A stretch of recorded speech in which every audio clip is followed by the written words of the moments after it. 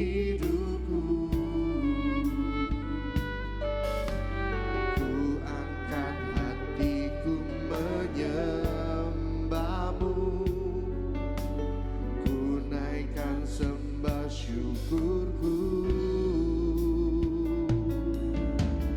Ku bersyukur padamu Bapa, buat semua kebaikanmu.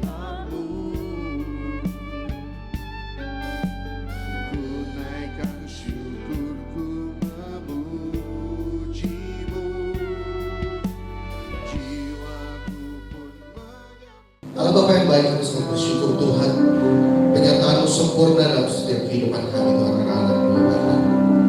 Dan di pagi hari ini ya Bapa, hanya ada satu tujuan kami di tempat ini, untuk menyenangkan hati-Mu ya Tuhan Yesus. Oleh sebab itu Bapa, ampuni setiap kesalahan dan dosa kami. Semerah apapun dosa kami Tuhan Yesus, hanya Kau yang mampu untuk menghapuskan dan tidak pernah mengingatnya kembali. Dan Bapa, biar pagi hari ini kami membawa hati kami, roh kami, tubuh kami untuk menyembah Tuhan Yesus, untuk kami beri yang terbaik bagi Tuhan. Terima kasih Bapa, dan kawan-kawan yang menonton melalui live streaming yang dibawakan Tuhan Yesus. Urapan-Mu sama. Terima kasih Tuhan, dan sertai setiap penyebaran kami hari ini. Terima kasih Tuhan Yesus, dan kami memulai ibadah ini Tuhan. Haleluya, haleluya. Dan sama-sama kita mengatakan amin, amin. Puji nama Tuhan Yesus. Siapkan setiap hati dan mencinta Allah Tuhan, karena Kau segala yang bagi setiap kehidupan kami. Terima kasih Bapa.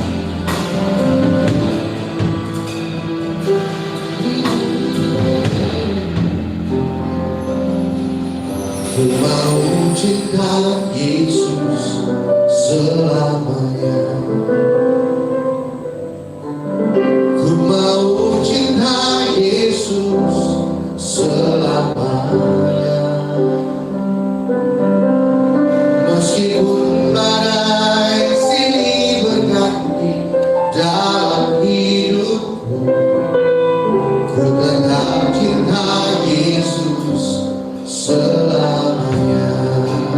Kita ulang sekali lagi dari awal. Sama-sama yang di rumah katakan, aku cinta Yesus selamanya. Ku mau cinta Yesus selamanya. Meskipun badai silih berganti dalam hidupku, ku tetap cinta Yesus selamanya. Sama-sama katakan, Dia Bapa, ini aku anakku, layakkanlah seluruh hidupku. Jika ini aku anakku,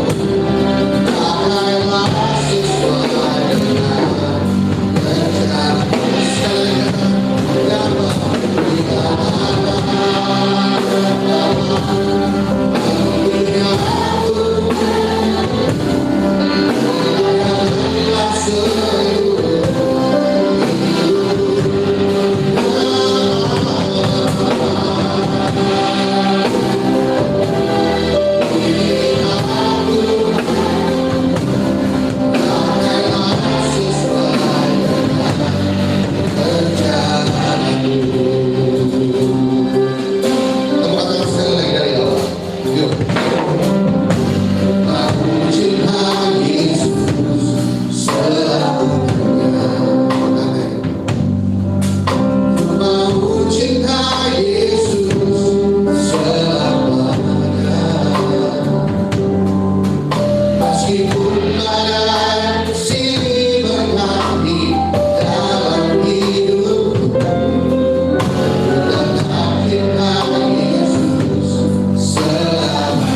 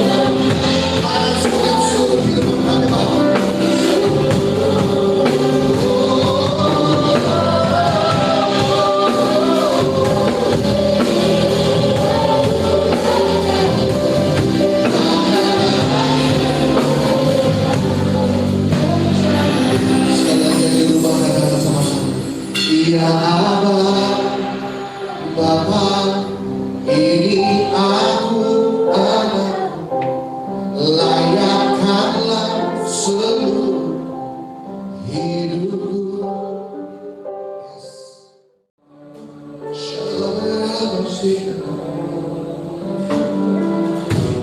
aku sembah Kau Tuhan, karena penyertaanmu Yesus. Setiap penjagaanmu dalam setiap kehidupan kami masih ada sampai hari ini. Kami sangat bersyukur Tuhan Yesus, karena Kau besar. Terima kasih Tuhan.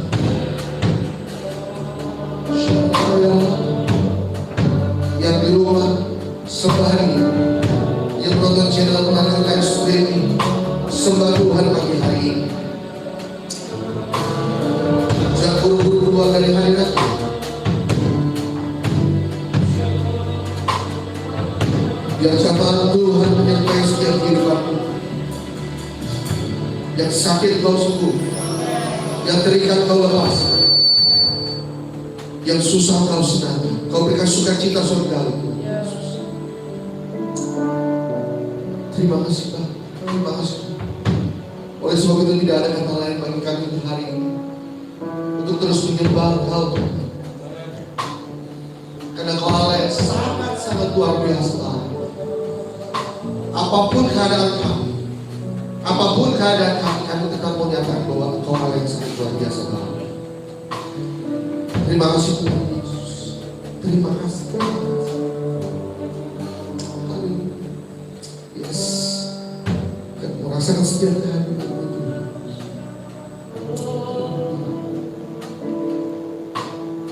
Ku sembah Kau,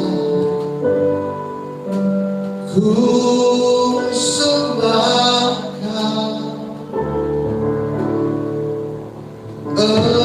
Engkau yang layak untuk ku sembah, ku sembah Kau,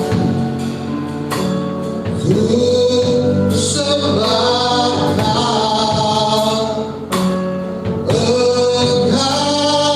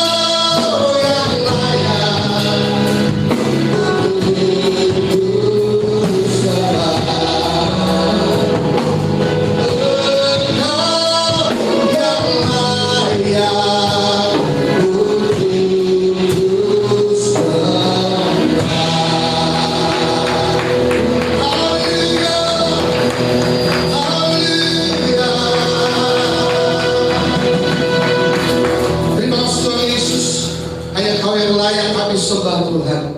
Dan kami tidak berhenti di sini saja Tuhan Yesus. Kami mau bersorak dan kami memuji Kau. Terima kasih Bapa. Semua ini kami serahkan sesuai dalam nama Tuhan Yesus Kristus. Haleluya. Sama-sama yang di rumah katakan amin. Haleluya. Puji nama Tuhan.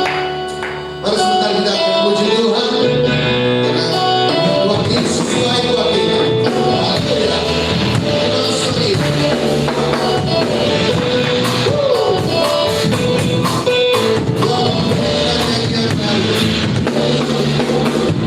Tuhan memberikan yang tidak tahu. Amin. Untuk memuji-muji Allah kita.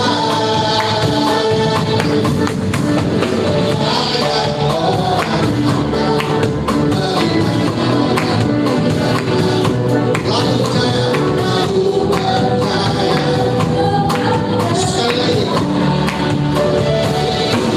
percaya, sekali lagi. Tuhan memberikan yang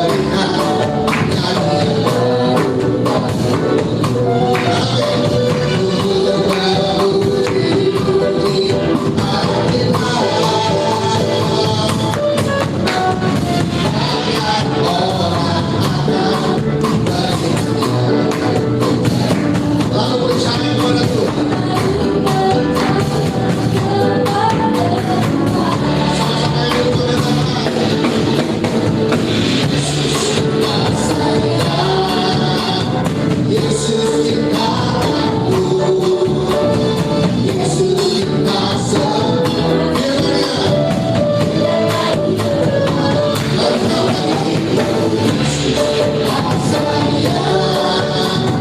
Yesus cintaku, Yesus cinta semuanya. Menyanyi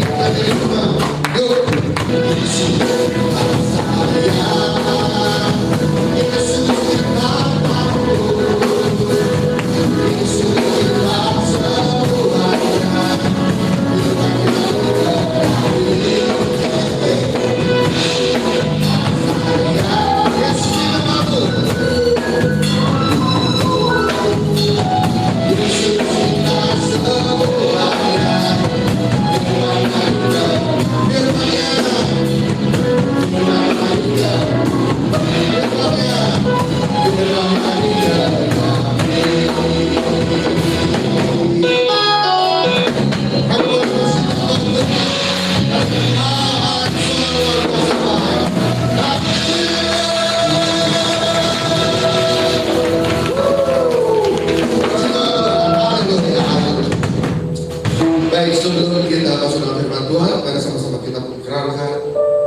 murid Yesus.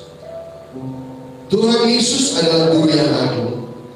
Dia telah memberikanku telinga seorang murid untuk mendengar firman Tuhan, lalu mengerjakannya.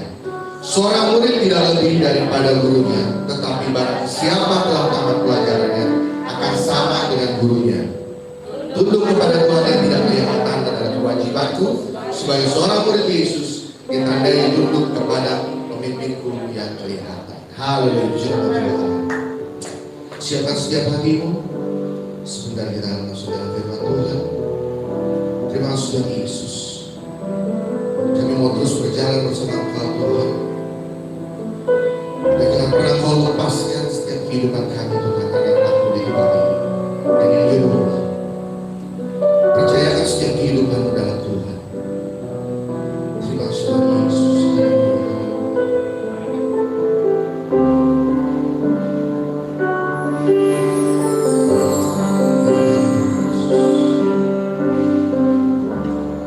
Bila Engkau tak bersamaku,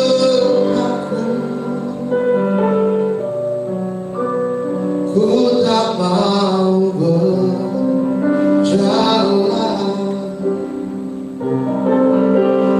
Ku perlu Tuhan, pimpin langkahku dengan kasih karunia.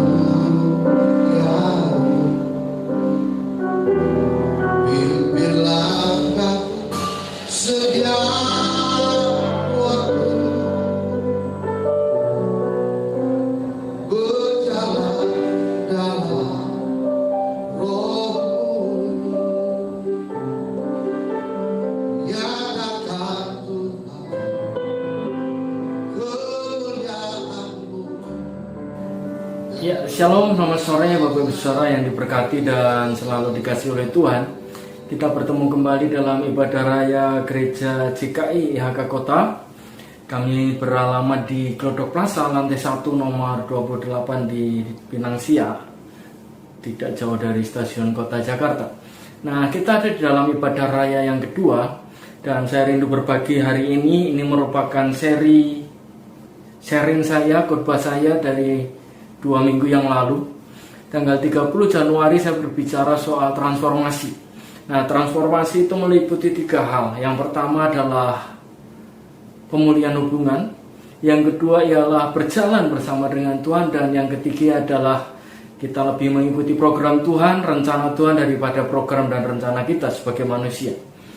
Nah, hari ini saya akan berbagi dari 3 poin ini, dan sore ini saya akan sharing tentang poin yang ketiga. Karena tadi pagi dalam ibadah raya live streaming saya sudah berbicara tentang poin yang kedua, yaitu tentang berjalan bersama Tuhan. Tapi sebelum kita sharing mendengar firman Tuhan, mari kita berdoa bersama-sama. Bapa, berkati perenungan firman sore hari ini, biar kami diberkati dan selalu bertumbuh di dalam kebenaran-Mu, semakin hari semakin menyenangkan hati-Mu dan serupa dengan-Mu. Di dalam nama Yesus, surapi hamba-Mu dan semua kami yang mengikuti ibadah pagi pada sore hari ini, dalam nama Yesus, haleluya, amin.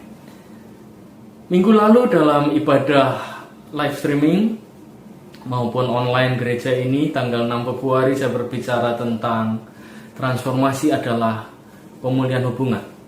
Dan tadi pagi saya berbicara tentang berjalan bersama Tuhan, dan saya tutup 3 poin khotbah saya dari tanggal 30 Januari dengan sore ini dengan berbicara tentang transformasi adalah kita mengikuti program Tuhan, mengikuti rencana Tuhan, mengikuti tuntunan Tuhan, lebih daripada program kita atau rencana kita. Kalaupun kita punya rencana, harus disesuaikan dengan rencana Tuhan. Nah, sebelum kita lebih jauh, mari kita buka Alkitab kita di dalam kitab Keluaran pasal yang ke-19 ayat 3-6.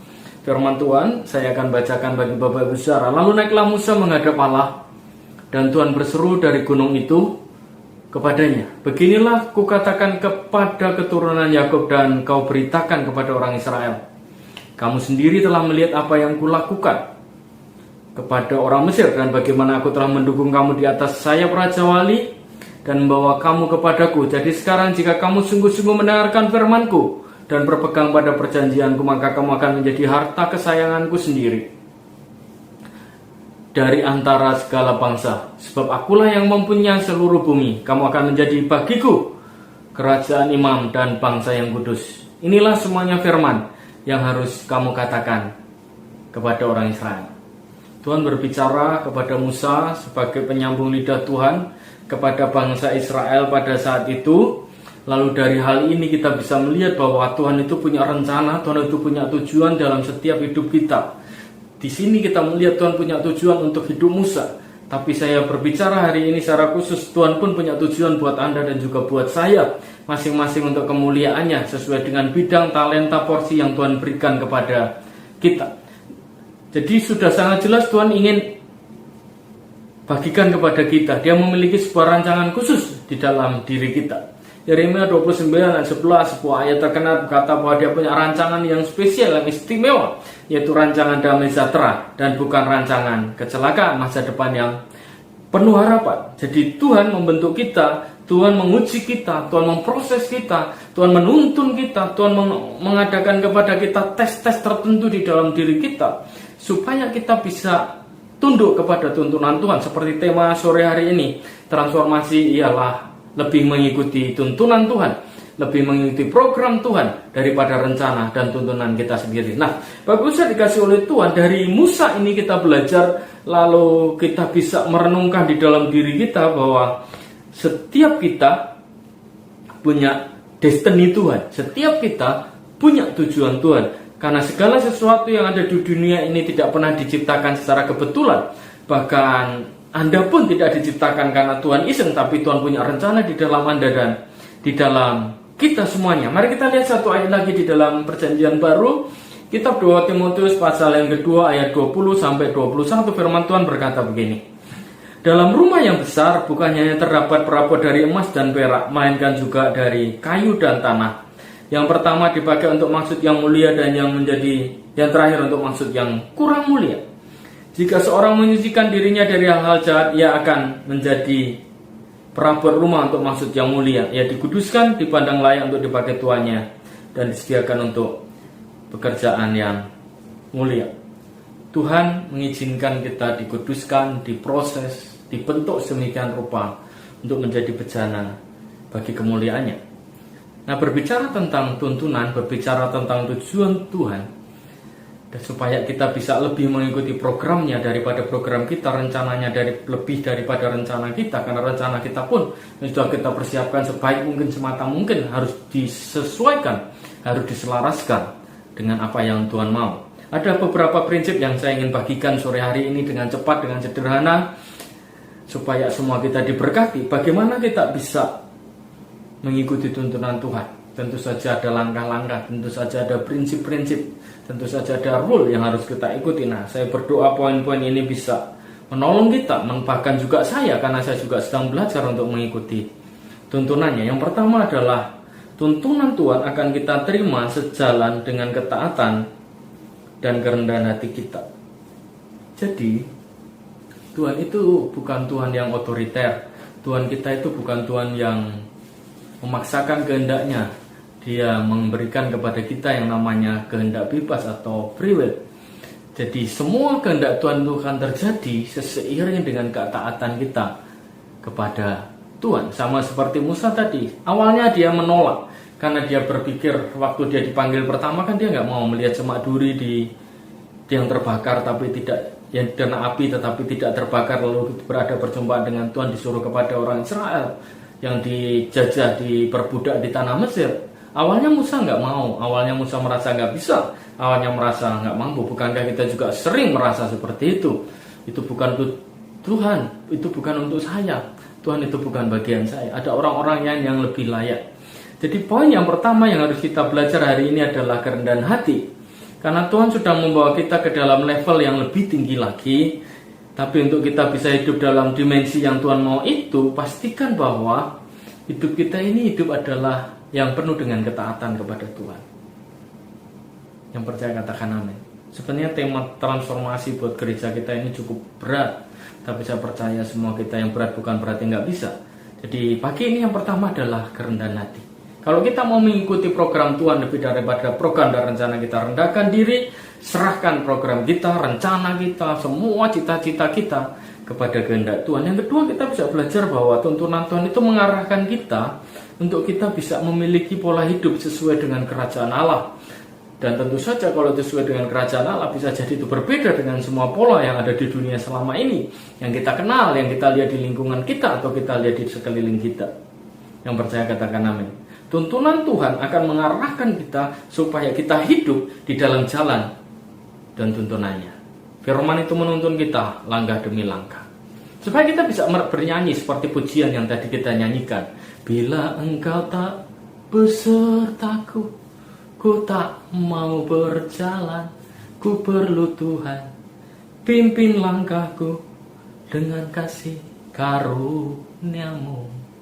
Pimpin langkahku setiap waktu, berjalan dalam Roh-Mu, nyatakan Tuhan kemuliaan-Mu, dan berjalanlah denganku. Percaya katakan amin. Kerendahan hati.